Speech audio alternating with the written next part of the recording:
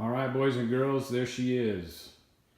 That's my sliding compound miter workstation in all its glory.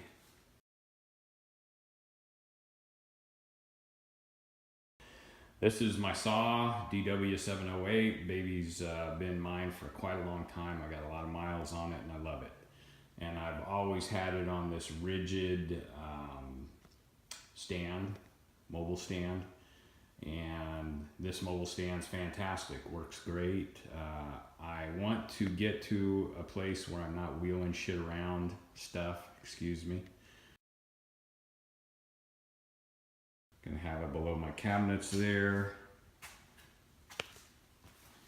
And we'll talk a little bit about the framework. I do all my framework with steel because I've got my little Lincoln 110 welder there, which if you don't know how to weld, it doesn't matter. You can go buy a little Lincoln 110 wire welder and you'll learn in about 5 minutes. They're a lot of fun to have, and then they open up a lot of things that you can do. You can do the same frame with wood, whatever you want, but this is how I did it. So the first step is find the location of the studs in the wall and mark those out. And then you're going to need to figure out how tall you want to make your workstation. I happen to make mine 33.5 inches tall. I took some angle iron and drilled holes through the angle iron so that they lined up with the studs, countersunk those holes, and then just used wood screws to secure that angle iron at the proper height level for the beginning of the workstation. All right, the next step, I added some legs for additional support because I like to over-engineer everything, and you never know, I might want to park my truck on top of this. So I measured using the angle iron to cut each leg because your cement will be uneven, so don't cut them all the same size. Just drill a hole through them, countersink, and you can wood screw those as well right to the stud in the wall. Okay, just a quick little note on how you can get your outside leg lengths. I use a level like you see here, and I just have a little clamp there that I secure to a piece of wood. And what you want to do is get that level up underneath, right where it butts up against your angle iron. I know this is a different shot here. It's not actually the legs for that saw, but the level as it's up against the wall, put it right underneath the angle iron, level it, and then you can use that level to measure for the correct height of each leg. I like to build all my stands in place as opposed to building them complete and then sliding them in place, because then you're dealing with a whole bunch of uneven cement. As you can see here, you can also use the level to measure out the proper distance for where your legs are going to be. That's important because if your table is going to be 23.5 inches wide like mine is, that's the point where you want to measure the cement. If you're too far out or too far in, you might not get a good level table. Okay, so taking a closer look at how I secured each leg down to the cement, I use these Redhead concrete anchoring systems. That's a 1/2 inch bolt, and you drill a 1/2 inch hole into your cement, and then you can pound that bolt down into the cement. And when you tighten the bolt, it's got a little sleeve in there that secures that bolt in. Now I cut little pieces of angle iron for each leg going down, and I also lined up my bolts with the stud because that's where I'm going to secure my inner legs. Got it here. That's got magnets on the inside,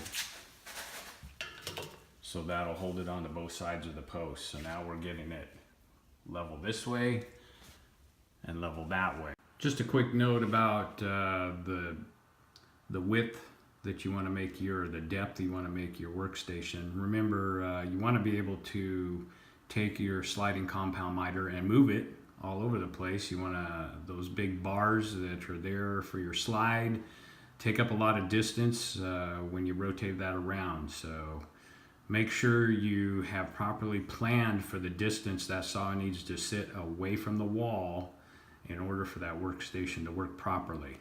Okay, so now this image shows that my outside legs are in place. Each one is secured down to the ground with a bolt, and I'm starting to put cross braces of angle iron on there. that angle iron, if you're using 1.5" square tubing and 1.5" angle iron, there'll be just enough of the lip of each of the legs, inside and outside, so that you can set your angle iron right perfectly flush on the top of those legs, so that all your angle iron is perfectly flush and level with each other.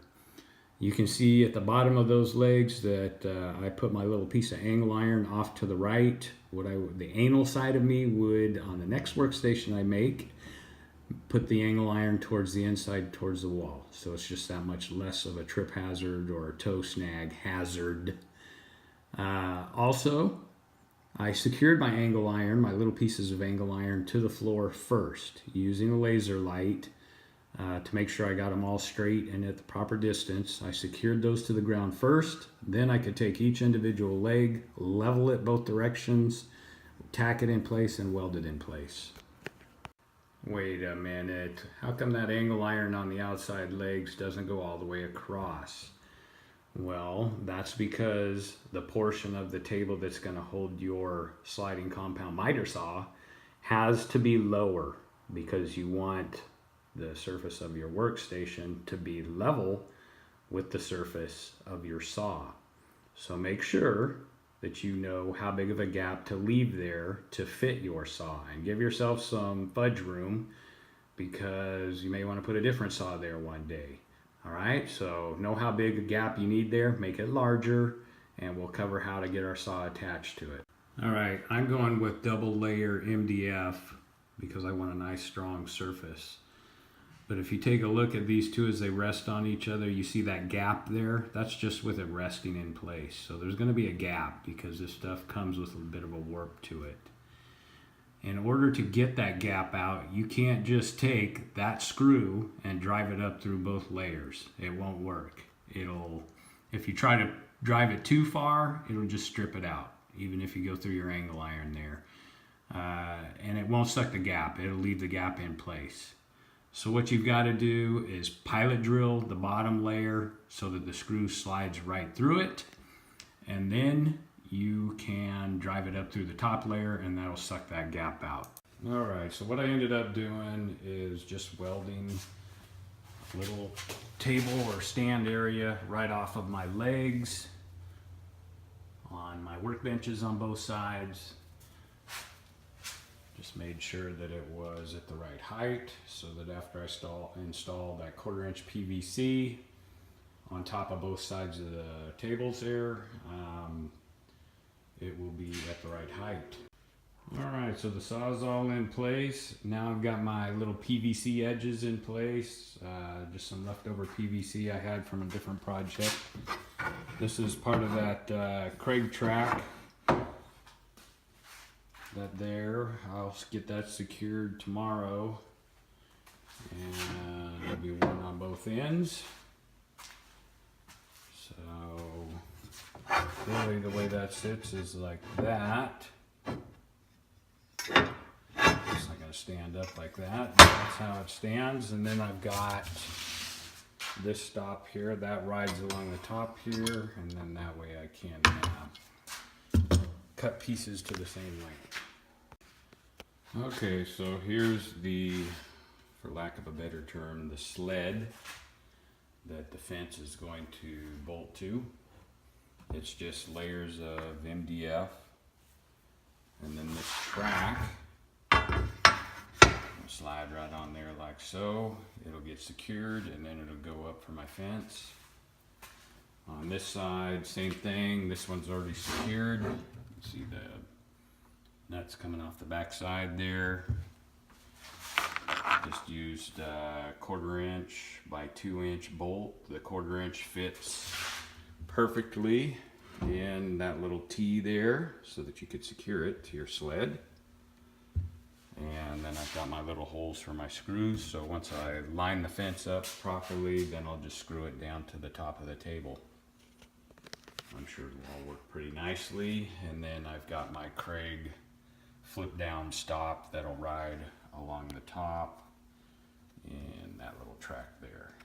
In case you were wondering, this is called Kreg heavy duty track, 48 inches long, extruded aluminum. It's got the T tracks going down the front and the top, so you can put just about any kind of configuration you want sliding down your fence, as long as it fits into those T's there.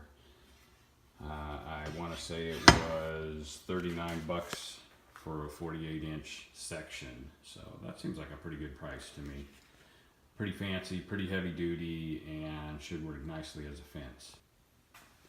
I've been using it now for probably about 8 months. Metal frame underneath, dust collection, that's it coming up through there. Blast gate to shut it off. This hose here rotates, which helps it move around when you spin the saw itself. Everything's made out of MDF, even this little tray area here where a lot of the dust collects. I was going to hook a hose up to down there, but I just never got around to it. This blast gate, you just pull it open. And honestly, it doesn't matter where else. Like, I've got dust collection going all over the place with other blast gates. I don't even close off any of those because that's the closest blast gate to the dust collection. So I can leave all those open, just crack this open, run the saw. It sucks the dust up as decent as that little shroud is gonna suck it up. And then I close that off again, so I don't have to go shut all the other shrouds or blast gates. Something I would change, you can see how I put the saw on a double layer of MDF. I wouldn't do that, because what does wood do? It expands and contracts.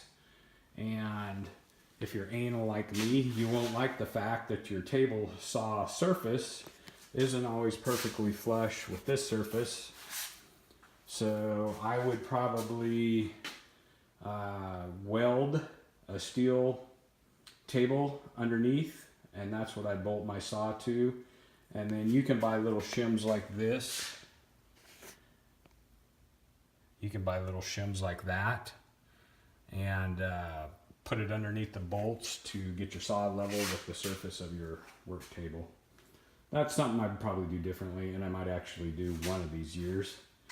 I've got my tape on both sides with my little Kreg stop, and I complained about the movement on those stops, but if you tighten those bolts down pretty good, they seem to work really well. And I've got another one on this side as well. So if you got to make repeated cuts at certain lengths, it makes it work pretty nice. I am thinking about applying for NASA, because I believe I found something that has stronger gravitational pull than even a large star, and that would be a flat surface in a shop. If you make a flat surface in your shop, guess what? Stuff just seems to show up on that flat surface mysteriously. Very strong gravitational pull. I mean, come on. That's a heavy vise there, and yet there it sits on top of that flat surface. Yeah, flat surfaces don't stay clear in my shop very long. Well, that's it, kids. Hope you enjoyed the video. I know I go a little crazy with some of my builds, but you don't have to go that crazy, but at least maybe it'll give you an idea or two. Okay? Have fun with it. I enjoy the daylights out of having a saw set up in a permanent area with dust collection. I'm sure you will too.